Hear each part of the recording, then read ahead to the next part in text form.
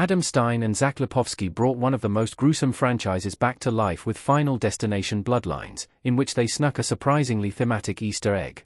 The latest installment in the horror series brought all 6 movies full circle as it followed college student Stephanie Reyes who, plagued by nightmares of the destructive demise of a high-rise restaurant tower over 50 years earlier, learns that her maternal grandmother successfully stopped said event from happening after having a premonition. This, in turn, led to death taking out the survivors and their descendants of the Skyview Tower incident, including Stephanie and her family. Led by Caitlin Santawana as Stephanie and the final appearance of Tony Todd as William Bloodworth prior to the actor's passing, Final Destination Bloodlines has garnered rave reviews from critics and audiences alike, netting a franchise-high 92% approval rating from the former on Rotten Tomatoes. With Stein and Lipovsky at the helm, the film offered plenty of Easter eggs and references to the franchise's prior installments, including the iconic log truck imagery and confirmations of 2 canonical survivors, among others. In honor of the movie's home entertainment release, Screen Rant interviewed Adam Stein and Zach Lipovsky to discuss Final Destination Bloodlines.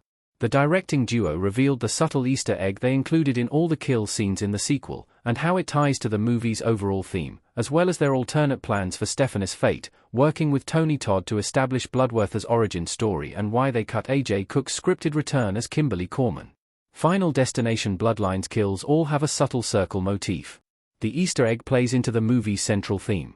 Throughout the franchise, the Final Destination movies have featured their own unique imagery alluding to death and an incoming kill, whether it's a sudden gust of wind or a shadow moving across the scene. For Bloodlines, Lipovsky revealed that he and Stein left a subtle Easter egg in which they designed the kills with the concept of circles kill, which he explains being that death is pretty much represented as a circle everywhere that it comes for people.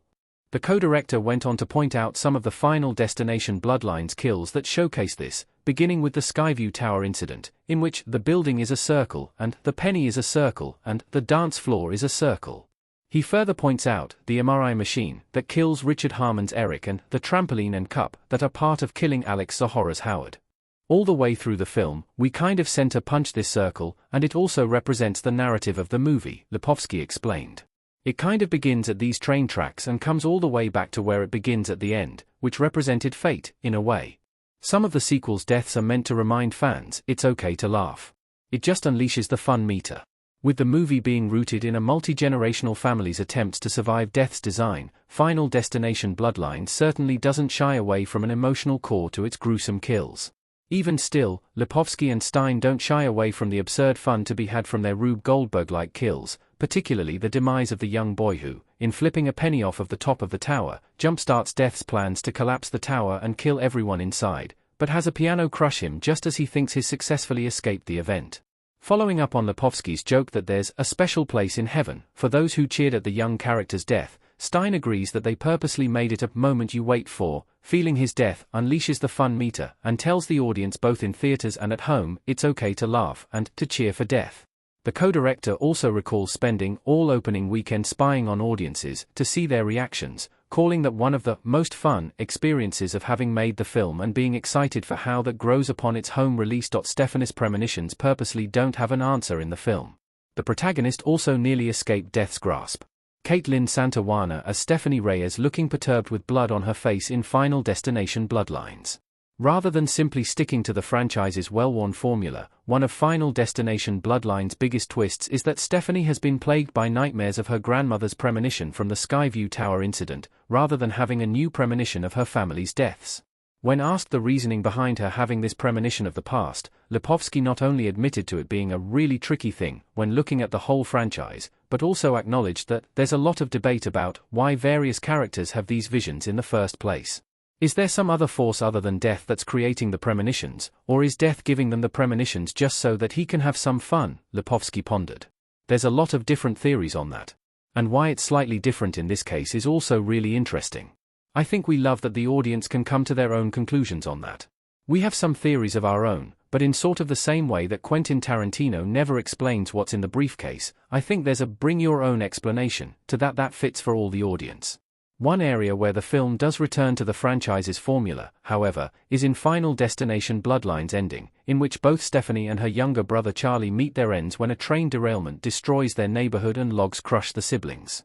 However, as the directors revealed, Stephanie and Charlie were originally the third and fourth canonical survivors of Death's plan, as they explored every different possibility on how the movie should end.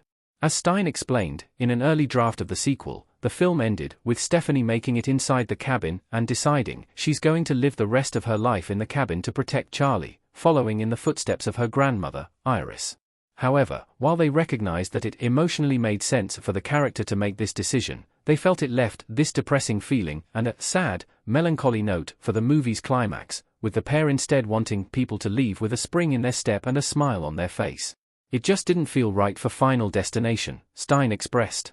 So, we went through lots of different versions with the key thing being unpredictability. How do you make people think they know what's going to happen and then twist it, while also leaving them with a smile on their face when they leave the theater? So it's a lot of tricky things to balance there. But yeah, we definitely explored lots of possibilities.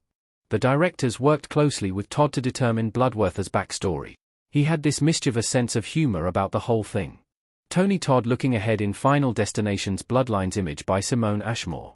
One of the biggest points of curiosity in the lead-up to the movie's release was the confirmation that Final Destination Bloodlines would reveal the backstory of Tony Todd's William Bloodworth. As